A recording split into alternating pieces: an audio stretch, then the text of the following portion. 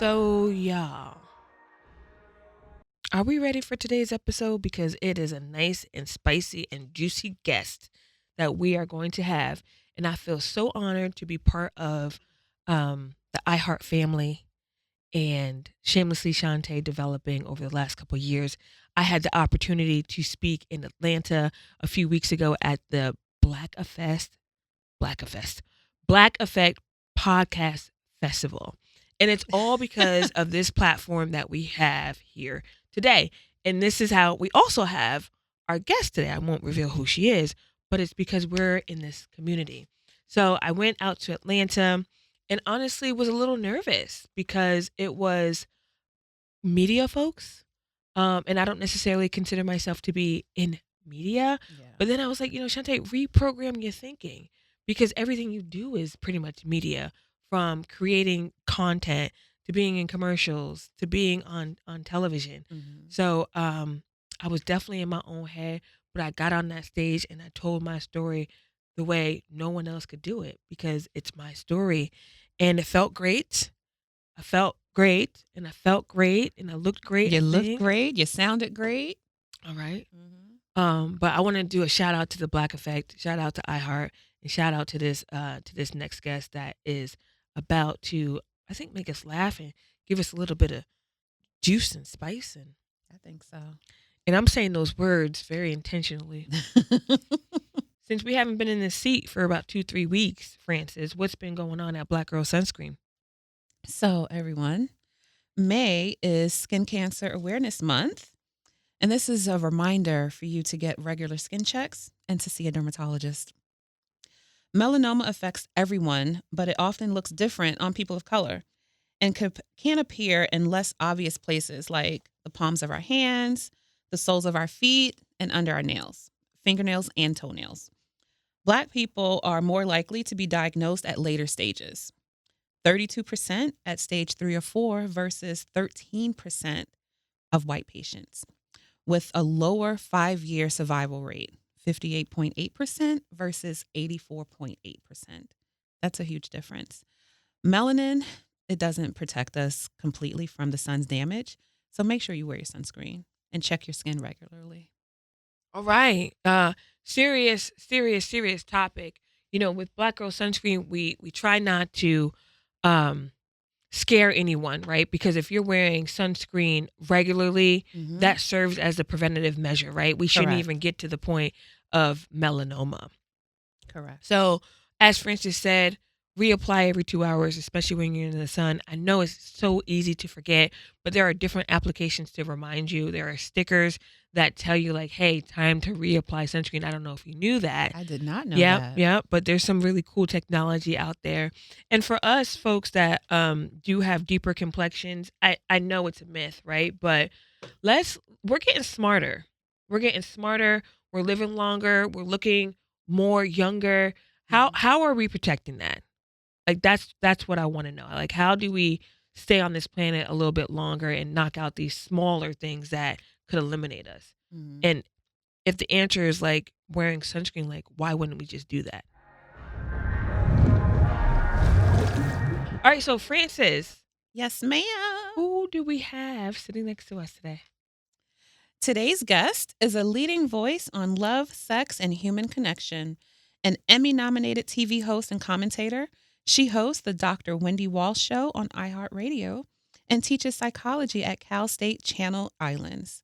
Named a Time Magazine Person of the Year for her role in the Me Too movement, she shares science-backed insights with over 1.5 million followers. Please welcome Dr. Wendy Walsh. Woo! Hello, We're hello, gonna put some hello. applause in there. Thank you so much for joining us, Dr. Happy Wendy. to be here. So Yeah. happy to have y'all. So where did you drive in from today? I live in Venice Beach. So I said to you, yeah, I thought you could do Venice or even the OC. And I said, I don't go behind the orange curtain there, down there. No, someone actually once called me and said, hey, this friend of mine is casting for the Real Housewives of OC. You should go out for it. Yeah. And I said, I'm not a housewife. I don't live in OC. Yeah. And I don't have any of the beliefs of many people who live safely there in their tidy little communities.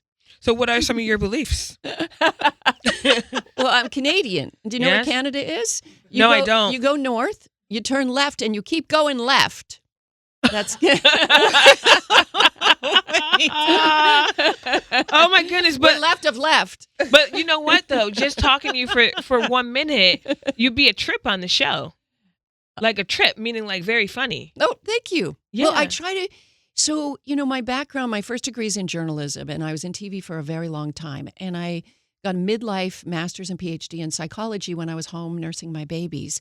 And so every time I would take a psychology class, I'd be like, oh my God, everyone should know this. You shouldn't have to pay somebody $100 for a 50-minute session to learn this. So I created an entire brand as a journalist, of taking psychological lessons and turning it into words everybody can understand. And hopefully, yes, adding some humor to it. Oh, it's fantastic. Okay, so what are some of the things that we should already know? First of all, love is not about finding happiness. It's not about finding pleasure. It's always about finding the familiar. And therefore, if somebody's early life is filled with pain, neglect, criticism, even pre-verbal when they don't have memories of it, they will go right back to the scene of the crime. They will find that person at the club or on Tinder who will make them feel the same way, because to them, that's the familiar feeling of love. So That is I interesting. recently saw that it takes 8 years to get over an ex. Did you see this too? I or- read that study. Yeah. Is there some validity to that? Okay, so they said up to 8 Mhm. years. And with this particular population that they looked at, the average was more like 4.5 years. The truth is, there's no such thing as no strings attached sex. The unconscious is having a conversation. In the first 30 seconds, when two people meet, they go, cool, you're going to treat me like that? I'll treat you like that? Cool, we're on. And so in a dating table, it's like, you're going to treat me like my punitive mother? You're going to treat me like my abandoning daddy? Great. And so even if it's a one-night thing, the pain of it or the happiness of it or the loss of it after it's over lingers for a long time. But when you actually get into a secure attachment with somebody, you become one mind. I got married in August, and I cannot believe how light and easy my life is This past August.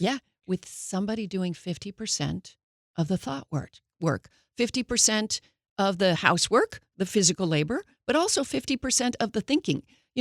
Yesterday I went to the design house in Pasadena with a girlfriend.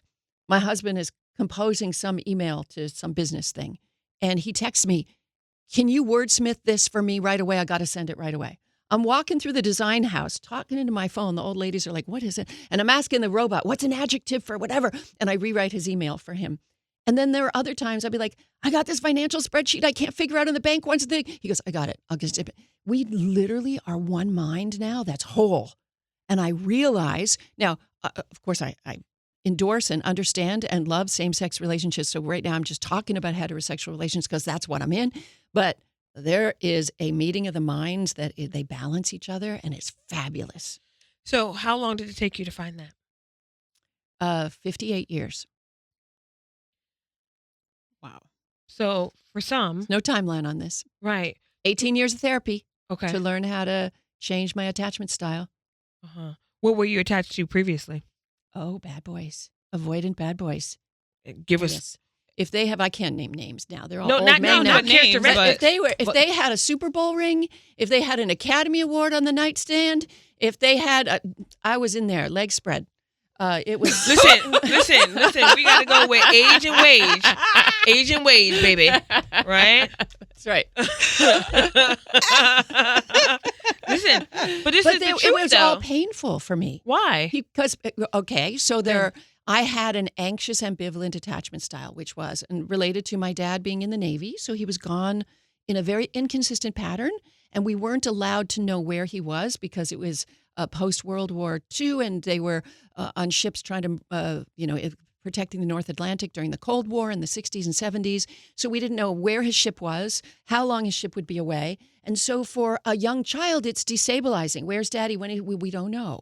Can you call Daddy? No, we'll get a ham radio maybe in a couple weeks, right? And so I grew up wanting men to leave me and not knowing where they are. That's a perfect prescription for a bad boy. In other words, that's my familiar sense of love. is I wasn't in love with love. I was in love with longing. And so all those bad boys who had so much sexual choice would dip in and dip out, and I would be left with my familiar How did feeling you of sleep longing. at night? Terrible, cried a lot. Yeah. And then I would do the awful thing. I would try to, what's the word? Sort of compensate or a Band-Aid. I would have those hovermen, those nice guys that I would just use. Yeah. Oh, yeah, you can come over and fix my dryer. You can do my car stereo, whatever. Mhm, And I'd have those nice guys around they had their own anxious attachment style. To them, I was the avoidant one, right? Yeah. And so, but that didn't work either, right? Mhm. It was only once I did the long, hard work that involved a lot of tears of understanding that there was a common denominator in every single one of my bad relationships. And it was me. Were you I ever picked the, them. were you ever the other woman? What do you mean? Did I have affairs? Mhm. Oh, okay, first of all, I've been a girlfriend. I've been a live-in lover. I have been a married woman. I've been a divorced woman. I've been a mistress, and I've been a single mom. I've been everything. What's a loving lover? A live-in lover. Living meaning lover? living with somebody. Oh, just not living married. together. Yeah. Oh, I see. Okay. Okay. I've been everything. Can I have the list again? I've been a girlfriend. Yep. I've been a married person. Yeah. I've been a divorced person. I've Yeah. been a live-in lover. I've been a mistress, and I've been a single mother. What's been the hardest? Single mother. Guaranteed. 20 years. I had 100% custody, 100% pressure to both be a provider, protector, nurturer. And I'm going to cry. It was the hardest job I ever did. Hardest job I ever did. From what I hear, you've been an amazing mom, though. Well, I have PTSD from motherhood, to be honestly. I'm so happy that I have a wonderful man in my life right now. But raising those two girls, every second that I was working, my body was going, you need to be with your child. They need a mother. And every second I was with them, I'd be like, you need to be working. They need money for education. I never felt like, oh, isn't this great? It's safe. And then at night, every noise, I was the one up. I'm the only one protecting. It was and then there terrifying. was no you in there. Right. You were worried about them And you or know, work. these dudes would come in and they'd say, you need to go out and have more fun because, a happy mother is a better mother. And I would say to them, you know what? My kid's happiness is my happiness. And so for me to go off on some romantic weekend with you and have to pay for babysitters and come back and put up with what they're going to punish me with for leaving them, I'm not going to do it. So I just put them first, knowing that the universe would provide if I did the work on me, and it did. So therapy is what got you out of that time in your life. Therapy, and actually, in a weird turn of things, motherhood, because I was studying psychology while I was pregnant and nursing, and I was reading about attachment theory. I was in therapy myself. I'm like, oh my God, I don't want my kids to have attachment injuries, right? So I was keeping them close. Well, later I read a study that showed there are 3 ways that one can heal attachment injuries. The one we already talked about is the consistent relationship of a responsible, good, licensed therapist. Believe it or not, less than their magical interventions are just the fact that it's a consistent appointment every Friday and the brain goes, okay, mommy's going to be there. Just hold on till Friday, right? So the therapist-patient relationship can be healing. If you're lucky enough to marry somebody with a secure attachment style because they have the right resume on paper, they can calm you down. Because they don't leave. They're there and they're calm. We'll get into that in a second. Yep. And then the other is the parent-child dyad. Because every time a parent says to a child, don't worry, mommy's just going to work for a few hours. Mommy always comes home. It's going to be okay. There's another brain listening. It's your own brain. You're self-consoling at the same time. It's fascinating how it works. How do we identify? Oh, sorry, Francis. Yeah, go So ahead. how do the listeners identify their attachment style? So one of the best quizzes online isn't really a quiz. It's one of the major researchers in attachment who's collecting data. He won't collect your name, but he might collect demographic information like age or something, and gender. His name is Chris Fraley, Fraley. If you just Google the words Chris Fraley attachment test, you'll get a very good one. Now, he has A and B. A is a short one and B is a longer one. Do the longer one. Do the longer one. So what It'll if take 20 minutes. what if in the relationship both people have the same type of attachment style? Well, it depends. So if 2 avoidant people get together, and I know married couples like this, they live like really polite roommates in each other's life, and there's no fear of intimacy, right? No threat of intimacy there. And it actually works for them. Okay. The problem can be the children in that union. Children have deep emotional needs. And if you have two avoidant parents and nobody's mirroring back your feelings or giving them language for their feelings, it can be very difficult for the kids. Now, you get two anxious people together in a relationship. You would call it perhaps the pop psych term codependent. I would call it enmeshed. Enmeshed means nobody can remember whose problem is whose. And if you think of relationships as a Venn diagram, two circles that overlap, there should be some autonomy in one circle and autonomy in another, and an overlap that's called the relationship. It's its own living thing. Anxious people are completely overlapped, like one circle. Oof. Yeah. And there's lots of, and again, it's a scale, like everything else. You know, some people have extreme anxiety around abandonment, or some are just like, okay, I feel it, but I can tolerate it, right? So you just said, in a previous statement, you said that you just got married in August. Congratulations. Yes, thank you. I'm about to get married too. Congratulations! Oh, I'm scared. Why? You're not sure of your decision? I am. Okay. Then what are you Kind afraid of. of? I've been independent for a really long time. Right. And a healthy And- relationship is yeah. interdependent. Yeah. So to think about having to talk to someone about a decision is very scary for me because I'm so used to Doing just it on your own. operating on my own. And then in my mind, I'm like, well, maybe I can just have a ceremony and not necessarily. Let me Or what reframe this for Yeah, you. please. A lot of people think that if they have to talk to somebody about a decision, that they have to ask permission. But really, I want you to frame it as, wow, I have an additional brain who totally cares about me, who can weigh in and help me make better decisions. I have to trust that decision. is- There's where we're going. I knew there was a is trust better, thing underneath it all. Because I think that I've come so far, right? And just getting around, just knowing where to go, what Mhm. grocery store to go to. So when you have someone say like, hey, maybe do it this way or whatever, it's like, I think I got it. So that's like one of the fears. And then Mhm. also too, the ending. I don't want to ever think of the D word. Mhm. But is it possible? Anything's possible. So I just want to erase some of those things.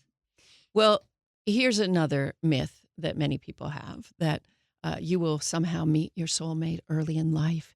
You will stay together until the end of life, until the death do us part. When Till Death Do Us Part was invented, death was pretty imminent, all right? And so the truth is, if you got married in the year 1900, the average length of that marriage was 12 years. Now, it was famine, it was wars, Wars, yeah. it was disease, whatever. Mhm. Women dying in childbirth, etc. If you got married in 1990, 90 years later, and you professed till death do us part, the average length of that marriage was 12 years. Now it's divorce.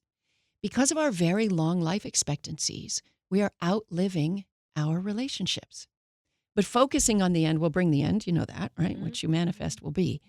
I think the important thing is to stay in the present and live each day in the joy of each day. We love to plan because we're trying to prevent pain, right? We want to prevent Correct. pain, Yeah. but we will bring pain if we're spending our time preventing pain. Because we're looking at it. Here it comes, here it comes. Oh my God, he said that. That could mean divorce is coming. Oh my God, we're feeling the pain all the way along. Yeah. Instead of just, oh, here's another secret. Did you know couples who are the happiest and stay together the longest actually overvalue their partner? Like people from the outside are like, she's not all that. He's not really that great. But they think they are, and that's all that matters. Right? That is all that matters. But really quick, because so you got married in August. Yeah. What was that like dating for you at, So easy.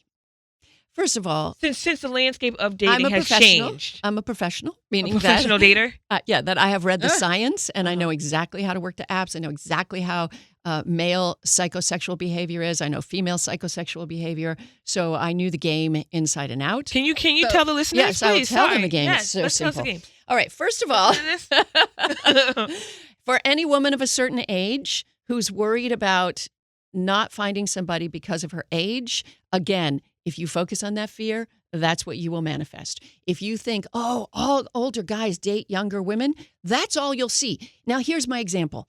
Let's say you finally decide you're going to buy a new car and you have figured out which model, you figured out what color it's going to be, and in 2 months, you'll have enough money for the down payment. During that 2-month period, you see your car at every red light. You're running into it everywhere. We were just talking about this There you go. syndrome. Yep. So the same thing, if you think guys only date younger women, that's all you're going to see because that's your belief system. Whatever we believe, we will look. We have a confirmation bias. We look for confirmation of that. So the first thing is don't lie about your age because there is a guy out there searching for you and he needs to know your age. Okay. Now, I should tell you, my husband, when he first started dating me, all his buddies said, what are you doing? Dating an old woman. What are you doing? And he's like, I want a peer. I want somebody who remembers disco. I want somebody who has the same references as me. I want a best friend. And I don't want to be exhausted running around with a young woman and trying to act young. It didn't interest him at all. He's my age. We're the same age, similar within a year or so. So the first thing you do, don't lie about anything. Don't put a bunch of filtered, silly, fake, duck mouth, dumb pictures on there. Put real pictures. Okay. Leave With the the duck lips. mouth. No lips, no duck lips. Okay. Research has shown men they're more likely to swipe right if a woman is wearing red. There you go. They're more likely to swipe right if a woman smiles with teeth in her home. I mean, I've read all these studies. Yeah, right? yeah. So in your first profile picture, make it look pretty, but not filtered or touched up. Wear red and put a smile on your face. Next thing, don't use short-term strategies to try to find a long-term mate. Short-term strategies mean leading with sex. So if you're going to put some hot body shot out there, then you're also going to attract in Thirst trap. all the guys. Yes, a thirst trap. You're going to attract in all the guys that want short-term relationships. Remember, you're not looking for 100 men. You're looking for one, just one. So it's all about creating that funnel. It's all about excluding, not being so inclusive. You should put a picture of whatever you do for a living at work, doing whatever you're doing, because that's where you spend most of your time. So I did a shot of me in the studio with headsets on like this, just like this at the microphone.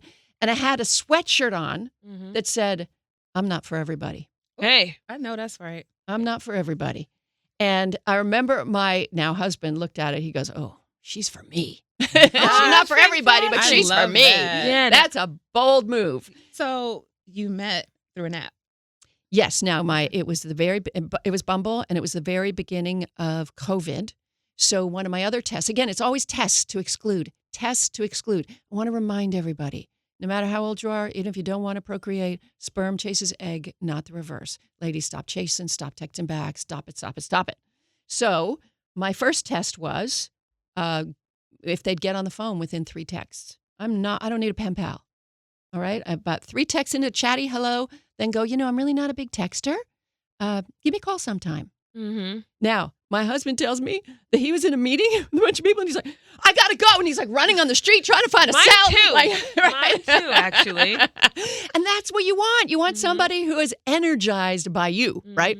So anyway, after the first phone call, and again, the mistakes women make is they get on the phone with a guy and they really like him. So they stay, they give him too much. You got to leave him wanting more. That first phone call should never be more than 15 minutes. And it should end because you got to go. Like, oh, I'm so sorry. So-and-so just walked in the door. I got to rush. You rush off the phone because you're busy and you have a busy life. Even if you got nothing going on? Right. Okay. You have nothing going on. You Fake got it till you make it. right. And Fake it till you then snag them. don't make a date on that phone call. Okay. Make them wonder, oh my God, how'd I do? How'd I do? And if he texts you and says, how did I do? Then you go, not well because of that last text. He's got to have some game, right? Right. Yeah. No, I've had those texts. How did I do? Oh, you just You lost failed. now. You lost now with that text. Because you want to be able to value him too. So you wait a day and see if he texts and said, you want to get together for a date? And go, I'm traveling. I'm in between. How about a quick coffee? And then you meet for a coffee during daylight. And the girls are like, isn't that like lowering the bar? I want to be taken on a full date. Why? You're a fucking stranger. You're going to give 2 hours. I can't say that, Kayla. You're going to give 2 hours of your life to a stranger you meet on the internet? Why do they deserve that? What did they do to earn 2 hours of your time? I love it. You're going to do 20 minutes of a coffee, and you're going to be the first to leave. I met a woman recently who said, I just had the best date, and it was a first date on an app, and it lasted 7 hours. I'm like, you lost. You lost right there. What'd they do? They went to a movie, then they went to lunch, then they went to a movie. Because they couldn't get enough of each other. Right. Yeah. And I'm like, no. You got to leave him at home going, Is she ever going to see me again? Yeah. Oh my God. Right. Those instant connections. Right, but don't milk it out. No, because then you burn out the passion and then they don't even try. Women complain that men don't try. You don't give them an opportunity to try. Okay, flip Okay, it, that's Dr. fair. Wendy. Flip it. Let's give some men some tips. Are you able to do that? Yes. Okay. So same thing, by the way. Did you know women red shirts? There's been research that'll stop at red shirts. Guys, I love you. I love you bald. I love you with hair. I love you with hair. Get that baseball cap off. Please get the baseball cap. Hat fishing. Please. Hat fishing. Oh, no. I knew it was No a baseball thing. cap. Okay, if you might have 6, 7 pictures, but we know if you have the baseball cap on that you're bald and insecure about it instead of cool about it. We know that. It's okay. She right. And the baseball That's facts. and the baseball hat and sunglasses mean you're married. Okay, we know that. We also know you lie about your height. We lie about our weight. Okay, you can lie, but never more than 1 inch. Okay. 5'10" men can't be saying 6'1". You can say 5'11" because we know 5'11" is 5'10". We know. Okay, it's okay. We're going to give you that. It's all right. Just like the guys know that we put 140 pounds is 130 pounds or 150 pounds, 50 whatever. pounds, yeah. Right? So it's fine. We know. So what do women not like? Women do not like shirt off selfies in a bathroom mirror, which shows you have no friends to take a picture and you're not even going to the beach, right? At a beach with friends, it makes sense to have your shirt off. Mm-hmm. Standing in your bathroom with your shirt off means you just want to have sex. And again, you're looking. We're talking about people looking for long-term relationships, right? Yeah. We can exclude all the short-term relationship people. That's fine. Go enjoy. Do what you want. That's fine. I totally endorse that. If you're in that phase, enjoy. So yeah, forget that. And if the toilet seat is up behind you, oh my God. In the picture? Yeah, I've seen guys you with the zoom it in. bathroom I love selfie with the toilet seat up. Just close it. Germs are floating up right behind you. Yes. You're breathing it in. Why don't people know that by I know. now? I know. When you flush, did you know fecal matter has been found 15 feet away on toothbrushes? Yes. Okay, close it Put before the you lid flush, down. gentlemen. I trained my husband that, by the way. He now closes before he flushes. Okay, so other things. Write something. I am shocked at how many men on their profiles just put pictures and put 2 words or something. Or worse, they put a list of what they're looking for in a woman. Mm-hmm. Sorry, dude. Just calm down. All right? You want to be able to showcase some form of intelligence. The best way to showcase intelligence is through a little bit of humor. But be careful. If you're not actually funny, don't even try. All right? So here's what my husband wrote in his profile. Okay. 1 sentence. And I was like, ooh, I got to know this man. He said, I have been on a dramatic path towards mindfulness and authenticity. That's it. I'm like, oh, what is that path? What? And it was quite a story. Yeah. You wanted to know more about it. I needed to know everything. But the way he framed it, like I've been on a life's journey. It's been quite dramatic. Yeah. There's stories. And now my aim is to be more mindful and authentic. He's learned. Yeah. Yeah. So write something. We can't stand it when you don't write. The other thing is check your background. That background check that women do, guys, are so important. We are scrolling in on the back of your room and trying to figure out if that lamp is from IKEA or Restoration Hardware. Okay, we are looking at your environment so carefully to try to figure out if you have resources, if you're on your own, are you at your mother's, your sister's place. One time, a guy had a picture on his thing, and I squeezed, I took my fingers, I zoomed in, and a little corner, just down in the right, I saw a corner of, not even the whole thing, a kid's backpack. This dude's like, I have no kids. I'm like, that is a little girl's backpack in the back corner over It there. could be a niece or something, Dr. Wendy. No, I'm sure he had kids he was hiding. Okay. There was something. So speaking of men, right? Most recently, we've had, Shannon Sharp has taken over our feeds on his choices and decisions that he has made in his Bad his decisions. life. Let's talk about it. Bad Talk about it, decisions. because we're seeing a lot of this surface. First of all, a dude in his 50s with daughters in their 30s is going to hit up on a teenager at the gym. She was 19 when they met. Mm-hmm. All right. And what law said at 18, all of a sudden your prefrontal cortex is fully developed? We know minimum 25. If you've been smoking weed, 28. So it slows the development. And so this girl's whenever there's a May-December relationship, no matter what the gender, no matter where the money lies, the power lies with the older person. Same with older women, cougars, and young guys. Just life experience, wisdom, right? And so he could easily overpower her psychologically and certainly physically. So what do we think is happening, right? Like, why are some of these men so attracted to young women? We see Belichick and his girlfriend. Those pictures are so funny. Yeah, 50-year gap there almost, right? Well, this is men who are pining away for their youth. They're not allowing themselves the wisdom and position of growing old and being an elder in the community. It's a wonderful place to be. An elder in the community. No, I love it. I love it. I'm telling you. hang When on. people say, "Are you going to quit working?" I'm like, "Hell no, I'm going to be the next Dr. Ruth." I love being a grown woman. I'm a fully developed babe. My face has finally grown into my brain. When I was young, I was this smart, but faster processing speed, and nobody would take their eyes off my tits. I'm just like, listen, you guys, I've always been smart, and now you can hear me. Yes. This is the best time of my life. Do you have any advice for Shannon and Bill? Get some real good lawyers. Dr. Wendy, we got a game we're going to play. Okay. Francis, can you tee it up for us, please? I sure can. Okay. So, Dr. Wendy, this game is called Yeah, Nah. So I'm gonna, Nah. Yeah or nah. Okay, yeah. I only one or the other. Correct. Okay. So I'm going to give you a phrase, and we're all going to take turns. Well, we're going to start with you. Okay. And yeah, nah. Okay. Okay. Whether you're with it or not. Okay. Okay. Couples should have joint social media accounts. Nah. You want an explanation? Sure. Let's hear it.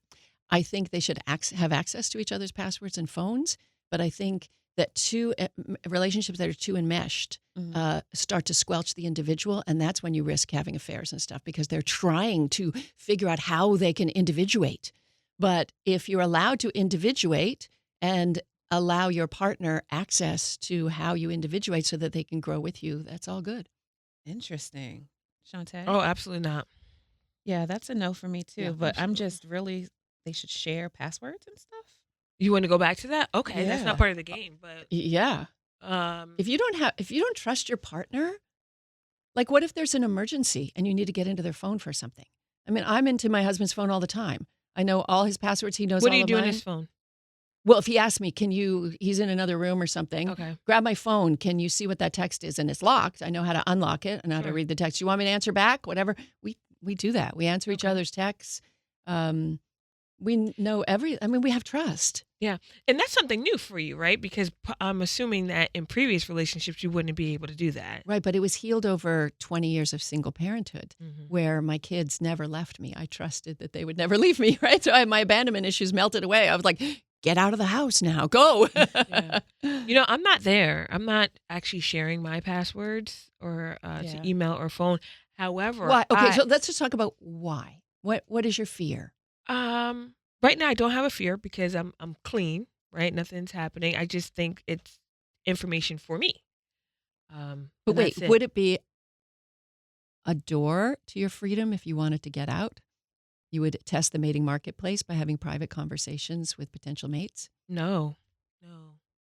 I just think that it's like even with my pictures, like I might not feel like I'm the prettiest one day. Okay. And I take a selfie. I don't know if I want him to see that selfie. And you're getting married? Yeah.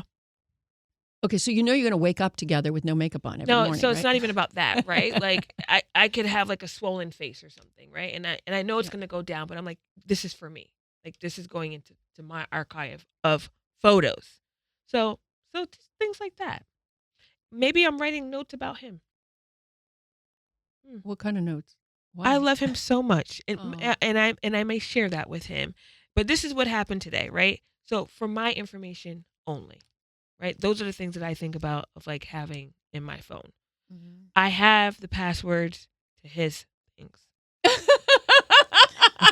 I know. I do. So what do you think about that one-sidedness? Yeah. Well, I think you're going to work on your trust issues. So, Is he trustworthy? Oh, 1,000%, or we wouldn't have this conversation. He wouldn't be around. Right. Yeah. That like So- I feel like he's actually top 1% of men. Yeah, I got that one too. Yeah, I love top 1% of men. So if I'm in another city I'm not losing sleep. I don't need to even call to figure out where he is or what he's doing. Mm-hmm. No, because he's gonna call in, check in, say goodnight, and I'm sleeping. Text me in the morning. Hey, how's it going? How was your sleep? Right? Lock and step there. So there isn't any trust. I just haven't given it to him. He probably knows it though. It's hard for don't you to do that. give all of yourself. Yes. Ooh, okay. No therapy sessions. Okay. Love at first sight is real. To some people it is, but we should understand the science behind it. It more often happens to men than women. Men are very, very visually wired. And it is a rush of a cocktail of neurohormones that involves dopamine, oxytocin, norepinephrine, etc., serotonin. And it feels like a high to them. It feels like they've been hit by a thunderbolt. But it's only designed to get the bonding. And very few people, it doesn't last. I don't know. Right? So this is yeah or nah. Like, I don't actually know if that's real. Okay. But I guess for some it is, and for others it's not. I believe it's very real. I'm So a yeah. hopeless romantic. Okay. Okay. Googling your date before you meet them. Absolutely. Oh, I'm going down the full rabbit hole. Full rabbit hole. Same. On every platform, Everywhere everything. available. And then I'm actually unsettled if there's nothing. Oh, I know. Not even a LinkedIn photo. No. That's a Right? problem. Yeah, like What are they hiding? nothing? Or who are they really? Yeah. Uh-huh. Mhm. Yeah. Okay. Using Dr. Google. What's Dr. Google? I don't know. Like Francis. WebMD or something? No, if you go to Google, just go to Google and you're typing in symptoms of whatever you're. Oh, using the internet to find. I think we all do it. We're not supposed to. The doctors hate that we do it, but we do. Mm-hmm. I don't. Yeah. Nah. You don't? Mm-mm. No. I'd rather just go and see. I don't like to self-diagnose myself. I had a ski accident at Christmas. My knee's still bothering me. And I'm going finally to the orthopedic surgeon. I'm going to tell him exactly what ligament it is. I'm telling him what stage or whatever. I've been reading about this ligament. Yeah. Exactly. Don't try to sell me some knee surgery I might not need. Little cortisone injection right there. I read it on WebMD. Okay. Yeah, same. I'm going to use Dr. Google. I just need an idea of what's going on. And honestly, for folks that do that, I'm like, just go to the doctor. Let's see what they say, too. Mhm. Right? If you're And then get a second opinion. Yeah. Yeah. Yes. Go ahead, Francis. Wearing socks to bed. In Canada, yes. Only to really soften my feet if I feel like they just need a little bit of extra attention. I'm going to say nah, because Perry is knocking on my door. Perimenopause. So you get hot with the socks She gets on? hot. I get super hot. Night sweats. Those night sweats. From are the socks? From anything. Well, it heats up Oh. anything. Anything. I'm so glad I'm past that. Oh, so lucky. It was, Waking up drenched in sweat. Yeah. TikTok life coaches. Not if they're unlicensed and they're not a professor and don't have education, right? There are a lot of people who take some kind of, weekend coaching course and then think they can. They're usually trying to heal themselves, by the way. Oh. You know, they Ooh. start out by trying to heal others as a way of sublimation. Oh. But, there are great therapists on TikTok. There are professors on TikTok. There are medical doctors on TikTok. There are people with PhDs like me on TikTok. But then there are a bunch of these dating coaches and life coaches that I have a problem with. Nah. Okay, I'm not. Maple syrup on everything. I'm not a sugar girl, but I'm Canadian. So, yeah, nah. Nah. I'm going to say yeah. She's a sweet tooth. I do. It's bad. Celine Dion.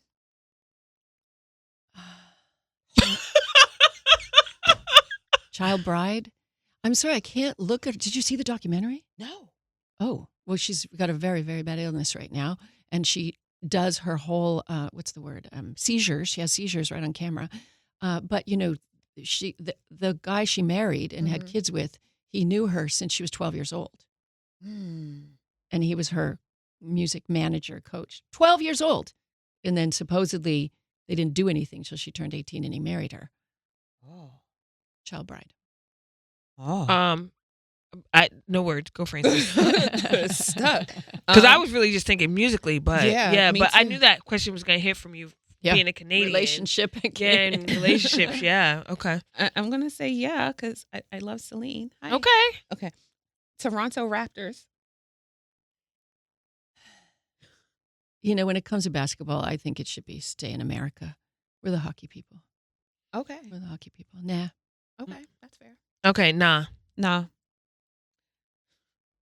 Gonna say Drake next? No. Close. Because I have opinions there too. Kayla knows. America? Sad time. It's a now right now. Yeah. Same. Well, where am I going? I'm not going to Canada, so Global warming. It's getting a little warmer up there now. Yeah.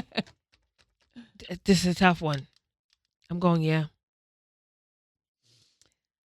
And we're all going to vote in the midterms. I'm going, yeah. Yes. So, Yeah, I don't know. I mean, I'm here, so I guess yeah. Mhm. Giving relationship advice to strangers. Yeah, when they ask for it.